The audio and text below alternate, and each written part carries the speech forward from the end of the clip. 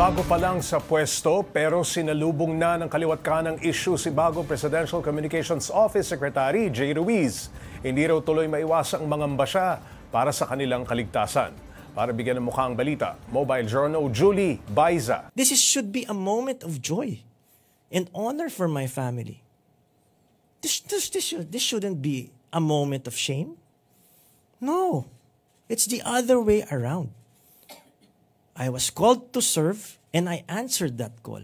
Tapos ngayon, babatuhin ako ng ganitong putik. Mula sa mga taong kakilala ko pa. Emosyonal na humarap sa media si PCO Secretary Jay Ruiz para itangging pag-aari niya ang kumpanya na Digital 8 na may joint venture sa IBC13 at nagwagi ng 206 million peso PCSO deal. Sabi pa ng kalihim, wala siyang share sa kumpanya. Bago nito, una nang nilinaw ng Malacanang na Head of Sales at Marketing lamang si Ruiz sa Digital 8. Nagbitiw na rin daw siya sa pwesto 2 araw bago opisyal na pamunuan ng PCO. One of my programs is to fight fake news. Not knowing na ako pala mismo ang magiging biktima ng fake news. Sinabihan, can you imagine? 206 million, paparatangan ka ng ganyan, na hindi ka man lang kunan ng panig, na hindi ka man lang tawagan. Nasabi, PCO, secretary ako po. Nandito lang ako. So ngayon, nakapagtataka naman na ngayon gumagawa tayo ng mga reforma, na ngayon gumagawa tayo ng mga pagbabago. On my 8th day, may ganito ng storyang lumalabas. Ano to, demolition job?